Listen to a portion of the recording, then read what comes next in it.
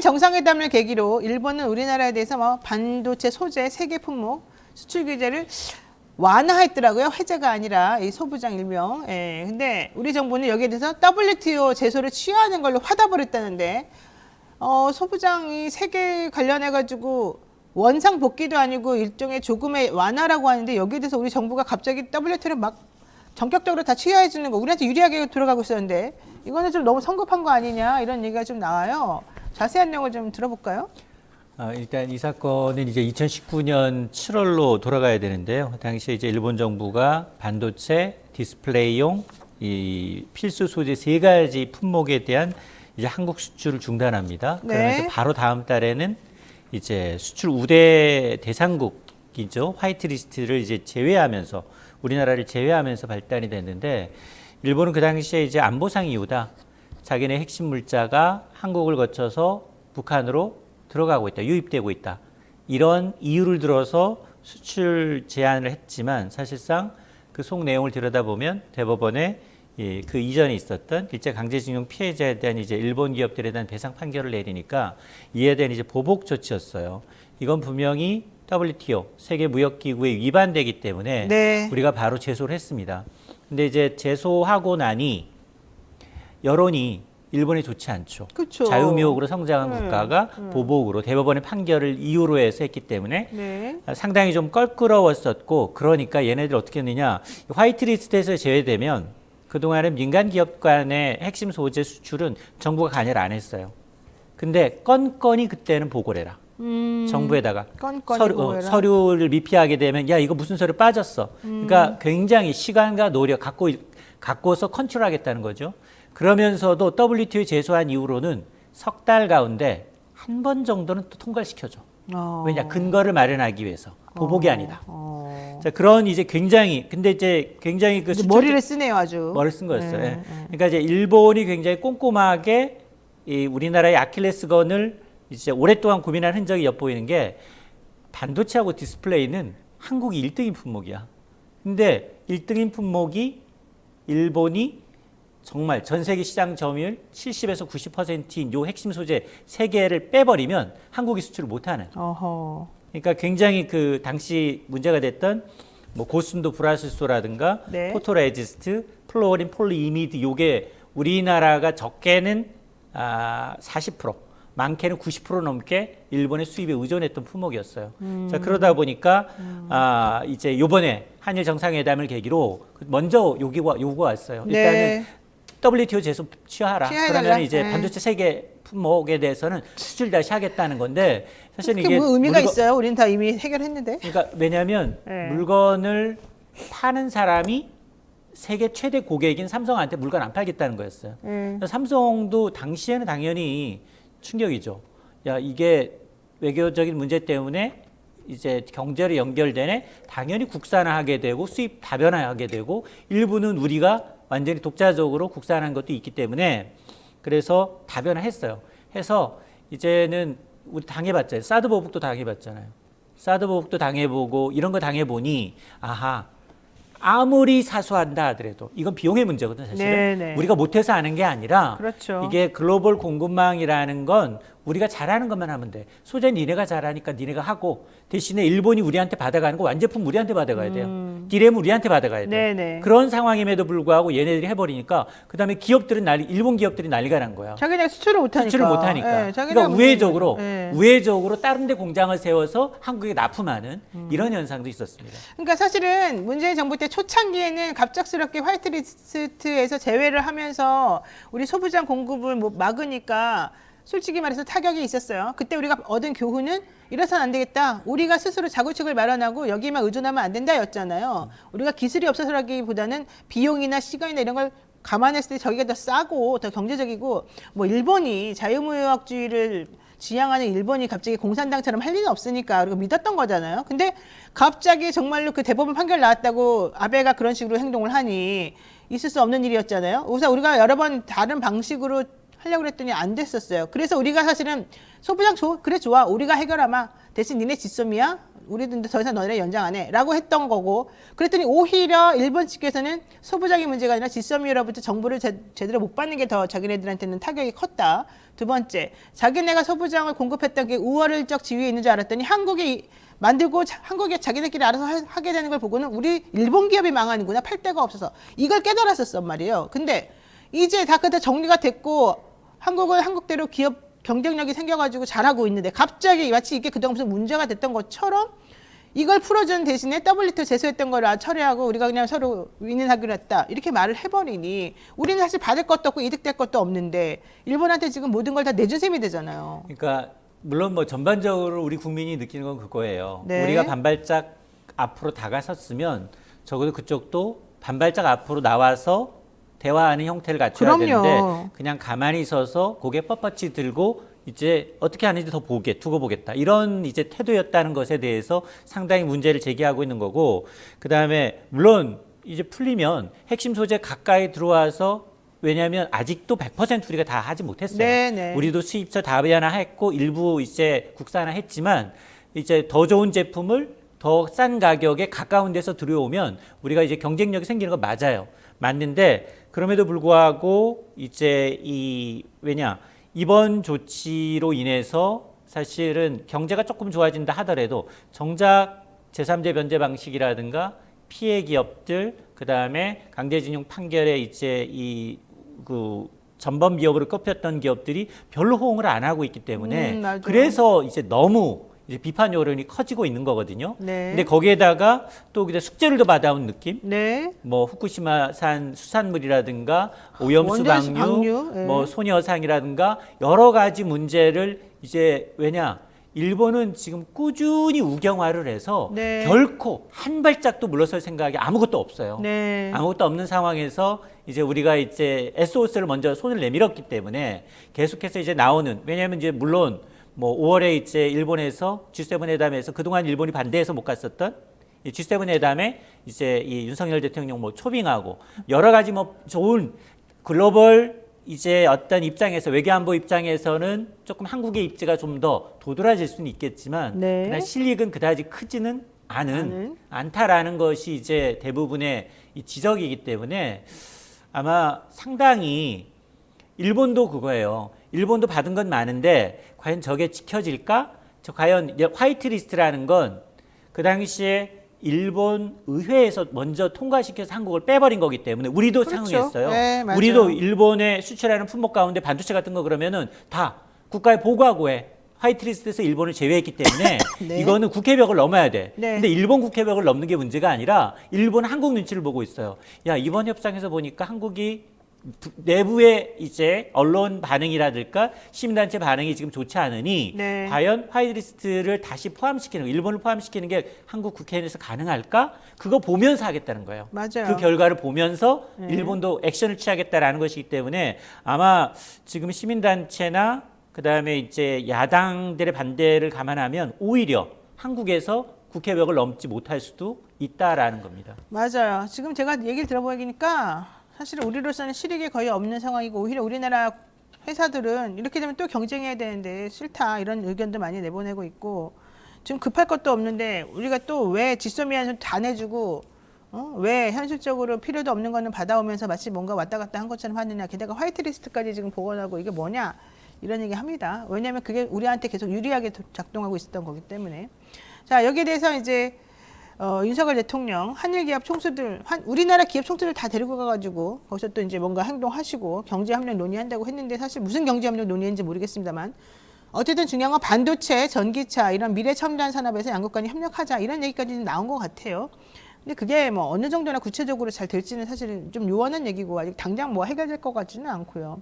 그러고 나니까 다시 자연스럽게 제3자 배당 방식에 돈 내는 거 이제 문제가 잘 되겠냐 안 되겠냐 이 얘기를 넘어가고 있는데 결과론적으로는 포스코는 납부하겠다고 했지만 나머지는 다 공사들이더라고요. 우리나라 기업들한테 맞아요. 돈 내라고 하는 데가. 맞습니다. 그 공사들은 사실 내가 왜 돈을 내냐. 나는 공사다. 내가 사적인 회사도 아니고.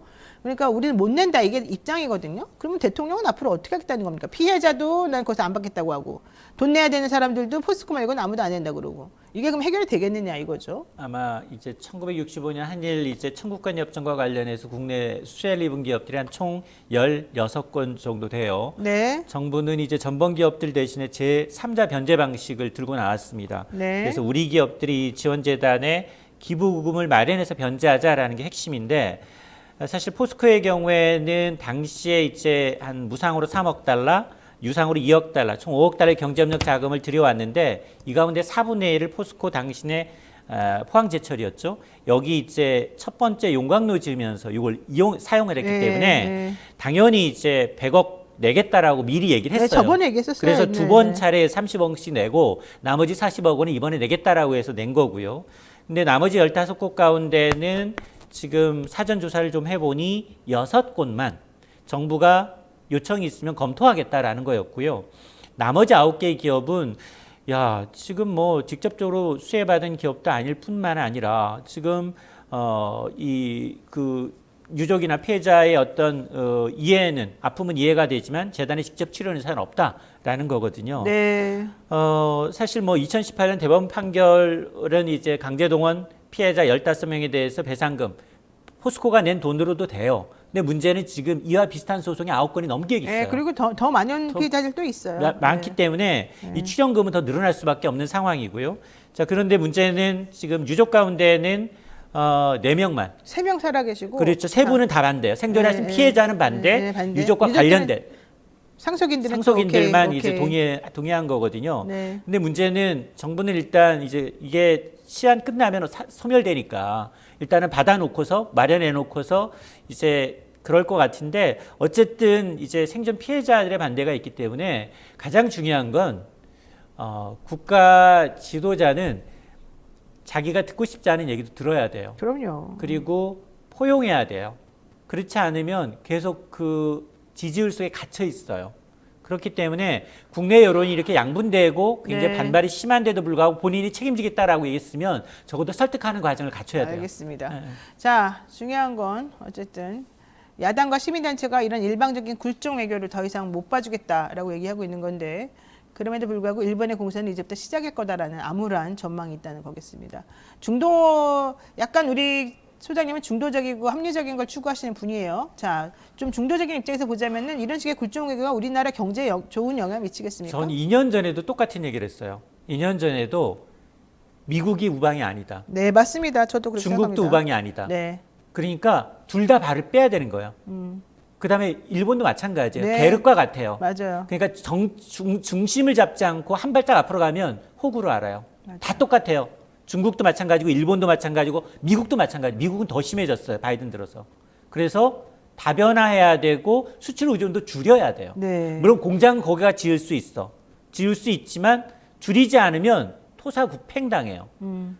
공장 빼앗고 핵심 기술 빼앗고 그다음에 자리가 없어져요. 네, 맞습니다. 그거를 지금 반도체뿐 아니라 네. 우리가 잘하고 있는 바이오, 그다음에 전기차, 배터리 다 이걸 다 가져가겠다는 거거든요. 네. 그래서 저는 이 사실은 뭐 일본의 경우에 우리 동남아 가 보면은 야 자동차는 왜 다 일본 것들이야? 일본이 이미 다 해놨어. 여러 군데다 다 해놨기 때문에 여기서 발을 빼지 않아도 충분히 먹고 살 만한 기반이 마련돼 있어. 근데 우리는 지금 후발이에요. 알겠습니다. 그러니까 저는 그 어느 한쪽에 치우치는 건 굉장히 위험하다. 맞습니다. 그게 일반적으로 다 사람들이 생각하는 거겠죠. 그러니까 대통령도 조금 너무 한쪽으로 이게 통 크다 내지는 화통하다 이런 말에 자꾸 현혹되지 말고 합리적으로 근데 했으면 좋겠어요. 제가 걱정하는 건 그거예요. 이 사람들은 정치 글로벌 외교의 달인들이야. 초보자를 다루는 법을 너무나 잘 알고 그러니까 있어. 우리가 지금 대통령 초보자인데 너무 그래서 이게 지켜주고 그러면 좋은 건 줄 알지만 뒤에서는 딴 얘기하고 뒤에서는 정말로 뒤통수 칠 생각을 하고 있는 사람들이라는 걸 늘 마음에 둬야 돼요. 지네끼리 비웃고 너 호구다 이렇게 하면서 사실은 그래서 우쭈쭈 해주는 거예요. 지금 사실은 내가 봤을 때 그네도 넘어가면 안 된다는 그러니까 거죠. 협상의 달인들이랑 할 때는 절대 포커페이스가 돼야 되거든요. 그렇죠. 줄 듯 안 줄 듯. 그렇죠. 그러면서 이제 뒤로 빼야 돼요. 예. 자, 두 번째 보겠습니다. 노영의 뉴스 인사이다. 이인철 참좋은 연구소장과 함께하고 있는데요. 잠깐 간단하게 이건 짚어보겠습니다. 지난번에 한번 짚었기 때문에 미국 벤처업체 돈줄인 실리콘밸리은행 SVB 파산을 했습니다. 이후에 스위스계 크레디트 스위스까지 위기가 전염되고 있고요. 많은 은행들, 시그니처 뭐 이런 은행들도 지금 다 문을 닫고 있는 중인데 금융 리스크가 만만치 않다는 얘기죠. 스위스의 크레디트 스위스 이걸 CS라고 하더라고요. 예. 자, 이 은행은 어쩌다가 제2의 실리콘밸리 은행이 된 겁니까? 자, 일단 시간이 많이 없기 때문에 속보 먼저 전해드리면 네, 속보가 일단 있군요. 아시아 시장 개장하기 전에 UBS, 스위스에는 두 개 최고 큰 은행이 UBS가 있죠. 두 번째가 CS은행이에요. 네. 은행이 두 번째 은행이 불안하면 사람들은 예금을 다 첫 번째 큰 은행으로 옮겨요. 아, 그러니까 UBS에다가 스위스 당국, 미국이 압박을 했어요. 인수해버려. CS를 인수하라고? 네, UBS가 CS 인수합니다. 네. 32억 달러, 한 4조 2천억 원 상당히 인수를 하고요. 네. 그다음에 여기다 스위스 국립은행이 이 인수를 위해서 UBS에다가 1,000억 달러 가량을 지원하기로 했어요. 유동성을. 그러니까 오늘 아마 개장할 때 아시아 시장은 좋을 수 있어요. 근데 교훈 세 가지. 실리콘밸리 은행 무너지니까 미 연방정부가 나서서 야, 예금 전액 보전할게. 하루 괜찮았어. 그 다음날 바로 또 불안해. 또 두 번째, 네. JP모건을 비롯해서 미국은 5천여 개 은행이 있어요. 지역은행 흔들리고 있어. 네. 그러니까 JP모건 포함해서 11개 은행이 우리 30억 달러, 39조 원 정도를 출연해서 지방은행 돕겠다라고 했어요. 하루 안정됐어. 지난 주말 또 떨어졌어요. 그러니까 일시적이다. 일시적이다. 사람들은 굉장히 불안해해요. 더 큰 게 터질 수 있다라는 거예요. 그렇죠. 미국뿐 아니라 유럽이었어요. 저는 한국과 아시아도 불안하다고 봅니다. 그러면은 한국과 아시아도 불안하면 전체적으로는 결국 안 좋은 영향을 미치겠네요. 이거 계속 잠재적인 불씨예요. 어디서 뭐가 터질지 몰라요. 가장 약한 뇌관이 어디입니까? 약한 우리는 저축은행 사태 비해 부동산 PF. 부동산 PF. 레고랜드가 촉발시킨 부동산 PF가 굉장히 불안합니다. 지금 PF 안 해주고 있는데 그거보다 더 나빠지고 있다고요? 그러니까 요 PF에 누가 걸려 있느냐? 저축은행, 네. 캐피탈, 네. 중소건설사, 증권사들이 걸려 있어요. 건설공제조합 이런 데도 좀 걸려 있는 다 거 걸려 아니에요? 있습니다. 다 걸려 있기 때문에 여기가 지금 지난해 말 기준 116조라는 폭탄을 갖고 있는데 네. 여기서 금리가 좀 더 오르거나 이러면 우리도 불안해. 그러니까. 그래서 지금 금융당국이 이 상호금융뿐 아니라 이금융권에 대한 안정 긴급 굉장히 괜찮은지 왜냐 뱅크런으로 네. 36시간 만에 뭐 거의 50조 원 이상이 빠져나갔어요. 빠져나갔거든요. 우리가 뱅크 앱이 더 많이 깔려 있어요. 아니 근데 보세요. 작년에 대통령이 취임한 이후에 PF가 안 돌아요. PF를 안 해요. 부동산 그 경기가 안 좋으니까. 그래서 대출 자체를 은행이 안 해주고 다 꽉 막아놨단 말이에요. 그래서 PF를 일으켜가지고 건설을 부양시키려고 했던 그 모든 회사들이 전부 다 스톱이 됐어요. 사실은 내가 알기로. 네. 그래가지고 PF 대출을 못 받으니까 그동안에 받아놨던 것만 가지고 근근히 살거나 엄청난 이자를 내면서 다른 방식으로 이 금융을 받아왔어요. 더 해달라고 SOS 하거나. 네. 근데 지금 그게 한계야. 내가 보기에는. 맞아요. 이 타임이 한계예요. 근데 여기서 이런 것까지 터지게 되면 결국은 더 많이 문제가 된다는 거잖아요. PF는 일으키려면 3, 4년 중장기적이에요. 네, 이미 그렇죠. 했던 거기 때문에 116조가 지금 깔려 있는 거예요. 네, 맞습니다. 신규로 막았다 하더라도. 네. 그러니까 그게 문제가 될 수 있다는 거예요. 그러니까 그리고 또 하나 문제는 뭐냐? 사람들이 불안하면 우리 또 뱅크런 나요. 그러니까요. 지금 은행 예금의 60 몇 %가 다 5천만 원 넘는 초과한 금액이야. 그러면 그렇게 사람들이 누가 써? 저축은행이 누가 하겠어요? 그렇게 은행의 저축들을 많이 해요. 현금들이 많네. 생각보다. 전 없어요. 그렇지 보험 깼잖아 거기는. 어쨌든 네. 이게 이렇게 되면 네. 빨리 우리도 예금자 보호한도 빨리 올려야 돼요. 그렇죠. 이거 미리 하지 않으면은 왜냐하면 제2의 지금 부산저축은행. 2000년 이후로 예금자 보호한도 2000에서 그때 5천 올렸거든요. 네. 그리고 난 다음에 24년 때 물가 상승이 올라갔는데도 안 했어. 미국은 3억 원이 넘어요. 네. 일본과 캐나다는 1억 원이야. 근데 우리는 지금 23년째 계속 5천만 원 한도에 깔려 있기 때문에 이거 대통령 시행령만으로 정부 시행령만으로 돼요. 그리고 물론 국회에서도 여야가 이제 예금자 보호한도 1억 원까지 올리자는 것이 안에 올라가 있기 때문에 네. 빨리 안 해주면 사람들이 뱅크런 나기 시작하면 우리도 불안하다. 최정균님께서 IMF가 지난해 10월에 한국이 가장 위험한 국가라고 이미 경고를 했었습니다. 이런 얘기를 하시고요. 그 다음에 주바라기님께서 김진태 레고랜드 발언 때문에 우리나라 경제 이렇게 촉발된 거 아니겠습니까? 이런 얘기 하셨습니다.